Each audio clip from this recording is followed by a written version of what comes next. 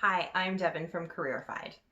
This week in the living room, welcome back, we are going to be talking about one of my very favorite subjects in career and education topics, and that is apprenticeship.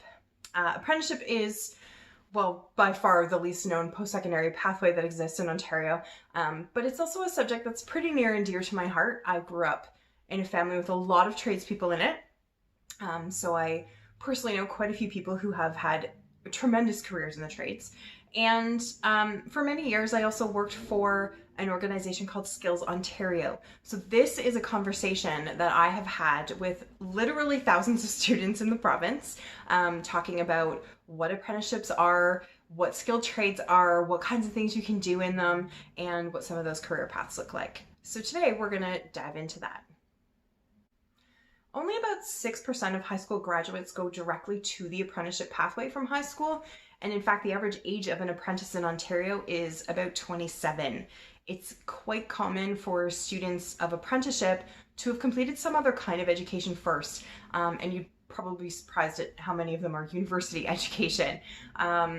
We've gotten caught up in the idea that trades are for people who aren't very smart or not very good at school, and that's simply not true. A lot of times what happens is students may take something that's really closely related to a lot of trades. They might get a degree in engineering of some kind, and then they find they don't like the desk work or they don't like the office work. And when they go seeking something else, they find all these cool opportunities to apply a lot of the knowledge they've already obtained in a completely different way. Thanks to some really great media coverage in the last several years, some of those stigmas about the trades are starting to go down a little bit. They're absolutely still out there, but a lot of people could tell you, oh yeah, tradespeople, yeah, they make a lot of money. Or they could tell you, oh, retirement rates are super high. Like there's a million opportunities. They may even recognize that trades have become much more technological than they used to be. And so the face of trades is changing. But I think the reason students don't pursue trades has a lot less to do with what the trades are and more to do with perceived barriers to getting in. In the apprenticeship process in Ontario, roughly 90% of the student's education is completed on the job. That's not true for every trade, but that is what's typical. And that 90% of the time, the student is essentially working alongside a ticketed tradesperson who is training them on how to do all kinds of stuff, and they're knocking off a list of competencies that they need to perform.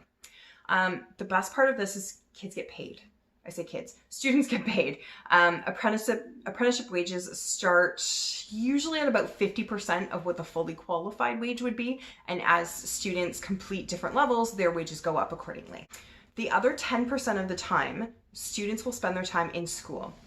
And this looks like two different things. One, it might be a block release. So 10% of your work year is about 2 months.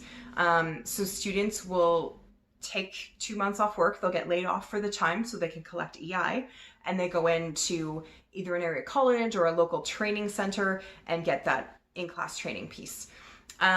The other version is day release, which makes me chuckle a little because it always makes me think of prison. But the idea is that instead of doing it in one shot, you go to school 1 day a week for maybe 8 or 10 months. With trades, the first step is to get a job. You have to go out and job search. And for a lot of students, if they already know someone in the trade they want to pursue, a family member typically, that's not terrible. But for a lot of students, that's a real barrier to getting started, because they may have zero connections into the field at all. They're just really interested.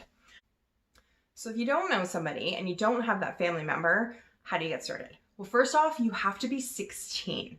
And there was absolutely a time when if you wanted to pursue a trade, you quit school after grade 10 and you went off and did your thing. I would say these days that's probably not going to fly. It is usually required that a student has a high school diploma to get started, and then individual trades will require individual credits like grade 12 math, grade 12 English. Some might look for stuff like chemistry or physics. So it's important to understand what the academic requirements are, but we'll come back to that minimum 16 age in just a moment. For a lot of people, the first time they start training for a trade is through an Ontario college, whether public or private. That can be a great route to go if you really don't have the experience and you really don't have the connections, because they will start from square one. this is this tool. This is how you organize your tools. And a lot of them embed safety training into it. So a lot of times when you graduate, you'll have completed, working at heights training or WMIS training or things like that that are probably going to be required in the workplace anyway. Another route to go is to take a look at the unions. Unions can be big, scary, terrifying places if you're not familiar with them. But most unions have apprentice intakes on, 1 or 2 different times of the year. So that's something you can look into, and you can certainly connect with the union to get more information. One route a lot of young people are getting involved with now is OYAP. And OYAP is also known as the Ontario Youth Apprenticeship Program. That's why you say OYAP, is a lot faster.